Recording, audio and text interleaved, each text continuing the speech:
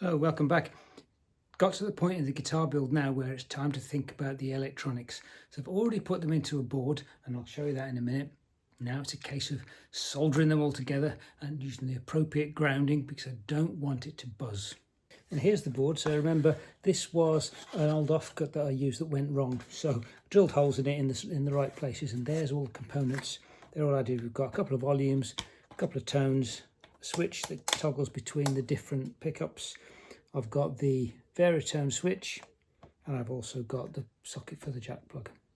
And all the action happens on the back here, so I'm going to solder them all together with the appropriate length wires, and this will exactly match what's on the guitar. So when I feed it through into the guitar, I know the wires will all be the right length, because I don't want the wires too long, because the long wires just act as aerials and they'll just start to pick up all sorts of extra interference. So I want to keep them short and I want to ground everything. So all these metal cans need to be grounded, and the ground comes from here. So the ground comes from the socket, comes into the amplifier, comes from the amplifier down the outside of the jack plug and into this, and then this takes its ground from that.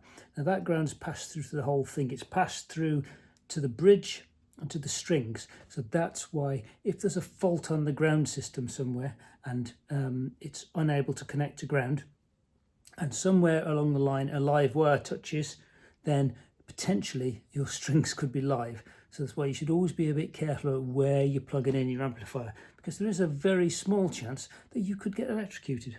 And the first thing that I want to think about is the Varitone circuit. Now on the real thing, there's a great big huge heavy choke that goes inside. Now I don't fancy having to try and fit that in. It's going to add a lot of extra weight as well.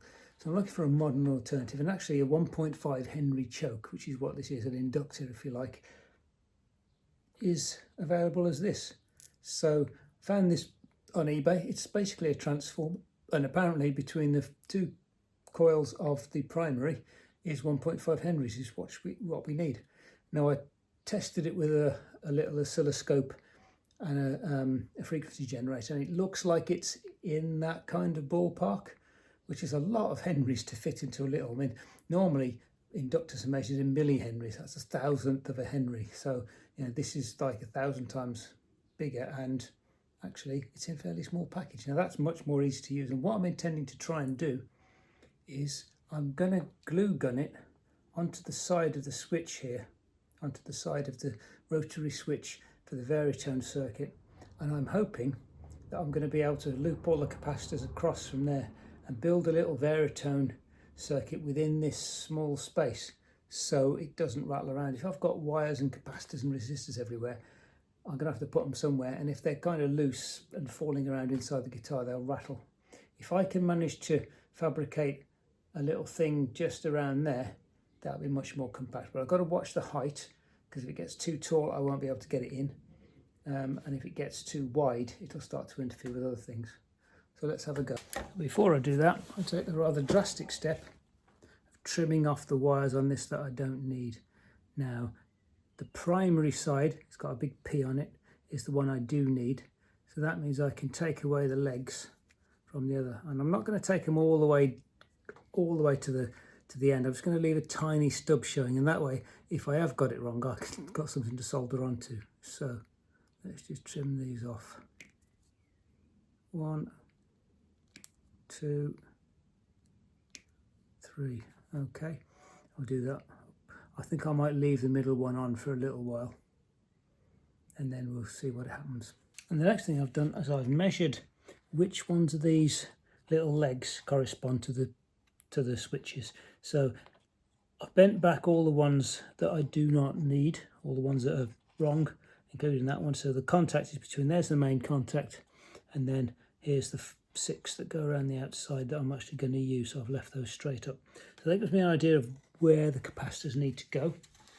And essentially the capacitors initially go from the switch and onto one end of the primary. So I can see that if I put that round about there somewhere, then these capacitors should reach there reasonably easily. Now I'm going to put it with the legs on the outside. If I put it on the inside, it becomes much more fiddly to get them connected. I'm going to start off by tinning all of these little things that I need to solder things to. And you tin it, which is, it makes it easier to attach things, so you put the solder on already if you like. Try not to teach granny to suck eggs, but you do heat the piece of metal and not the solder, and then the solder will stick nicely to the metal. If you heat the solder, it won't stick nicely to the metal. It's the metal that has to get hot. It's a bit like welding.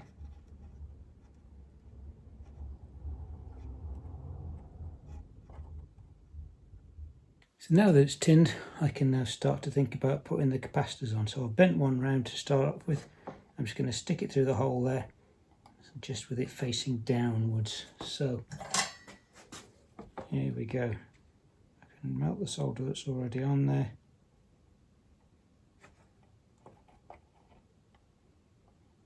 Trying to persuade it to go through the hole. There we are. That is stuck. Now, it's not a very soldery joint, so I'm just going to add a little bit more just to make sure. There we go. And that's the first joint done. And then what's going to happen is I'm going to stretch this capacitor down and quite close to the switch, because this is going to form the bottom of the stack, and I'm going to stack them up like that next to it. And so that's the first one, which is a 0.22 microfarad, so it's the biggest one. The next one is 0.03, which is this one. I'm going to do exactly the same thing there, stretch it around. Now it's got shorter legs, so that should fit, hopefully, in that gap. But we'll see if that works. So again, it's angled downwards. Try to do it without burning myself. And ideally it just pokes through the hole just slightly. There we are. And that's the second one done. So that, again, I'll bend that down there. And what needs to happen is this needs to be all of the bottom ends of the capacitor. So one end goes to the switch, and the rest all get soldered together into one.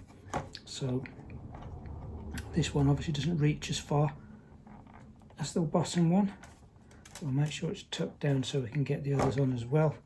And what I can do is just touch that together with some solder there to join the two, and that will form the first bit. So again, tin it first. I'll tin both of them, in fact.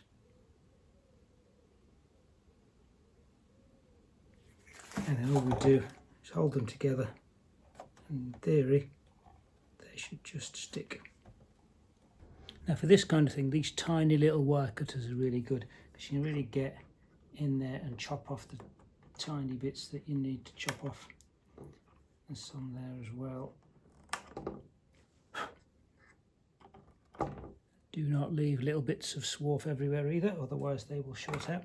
Now the way I'm doing this, and I'll hold it up to the camera, you can see that I'm being careful how I route the wires from the switch, because I can't have these shorting, because that will spoil it. On the other side though, they all join together so they can short as much as they like. You just got to be careful where we route these. That's why I've pushed this one further in, and these ones will be pushed quite in close to this, and then the tail end will be there, and that's when we can put this in. So let's get the other capacitors soldered on. And there we are, that's all the capacitors attached. And you can see I've taken the wires. It's important that the wires don't touch. So one capacitor goes to each one of these switches, and then the opposite end of each capacitor all get soldered together into one long strand. So it doesn't matter if those touch, obviously they need to be soldered together. These ones to the switches mustn't touch anything the way it's configured, and that's fairly solid on there. So now this is the end that now gets soldered onto the end of the transformer. So using me tiny little snips, I'm going to make sure that I don't snip the wrong ones off. Now most of them have got things soldered to them, so they'll be fine, but the others I bent over earlier on, so we know which ones they are. Get a bit overzealous here and the whole thing's ruined. So I should have an extra one, a spare one here, which is position number 1. Position number 1 is basically going to be a straight through so that it has no effect. The rest of the ones, obviously with the capacitors, do have an effect. Well, that flew into my face. That's good to have my eye protection on. Okay, let's clear things up a little bit. One more over there that I don't need.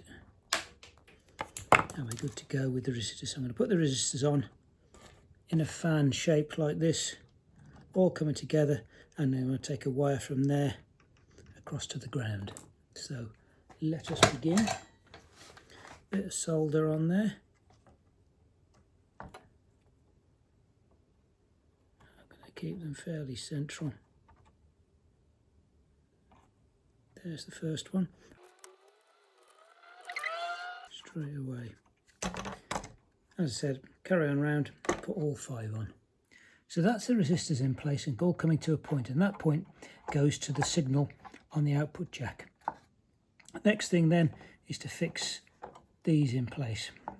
So what I'm going to do, bend the wires over like that, and I can just simply solder these. So if I bend this wire so it's round in a nice arc so it fits nicely, I can then solder that wire from the transformer straight onto it, and then the other end will go to ground. So that's that done. So one end of the transformer goes to the capacitor's ground, or say the ground, the capacitors where they all join together, and then the other end goes down to ground. So I'll show you in the circuit diagram. Ground through the transformers into where all capacitors are joined, up to the switch, and then these 10 meg resistors will end up going up towards the signal wire. So now I'm ready with the glue gun, and what I've done is undone the nut on the back of this rotary switch, because I don't want to glue any of this to the board, because this isn't the final board. So let me take this, and mostly what I'm interested in doing is gluing the transformer into position on the switch. Of course, I don't want it poking down below the level of the switch either. So just make sure that fits. As that dries, that'll become a lot more solid. The other thing I want to do is to add some around the capacitors as well. Currently they're just kind of drifting about. So I can stick a bit in there as well.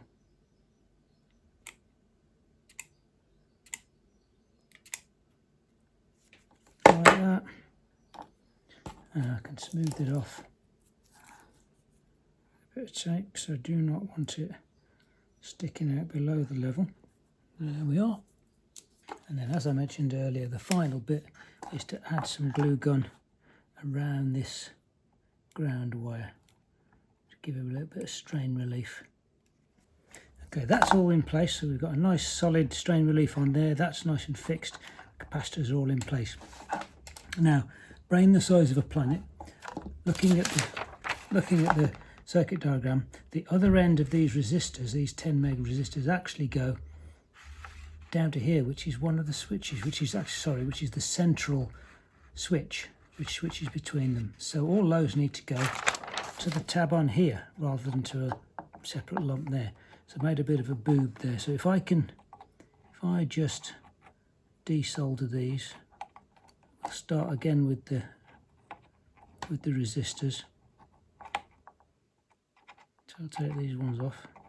Thankfully they come in packets of like 100.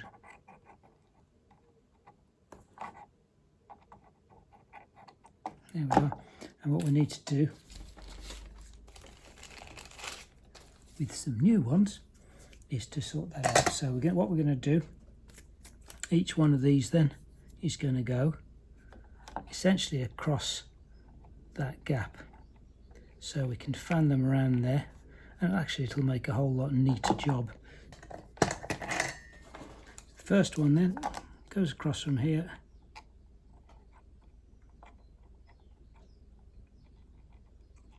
Like that. And then onto this central switch.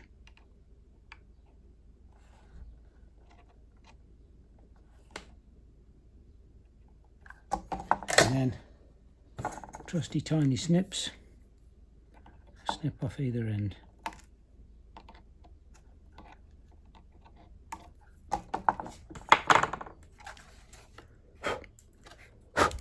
Make sure there's no bits of swarf left.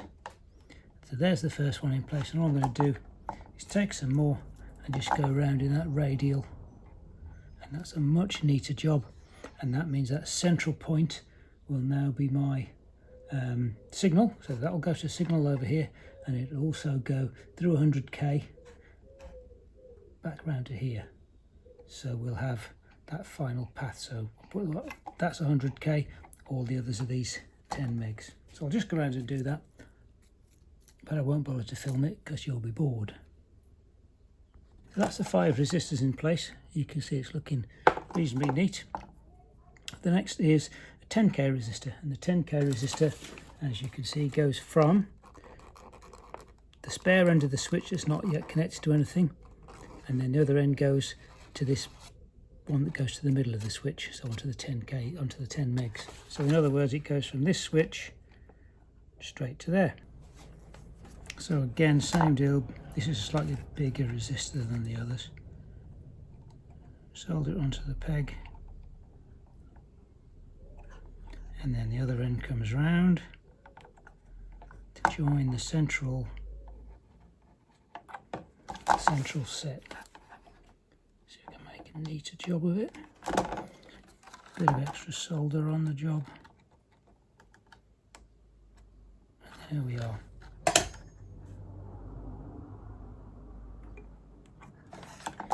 And then with the snips, make sure I don't snip through the wrong thing.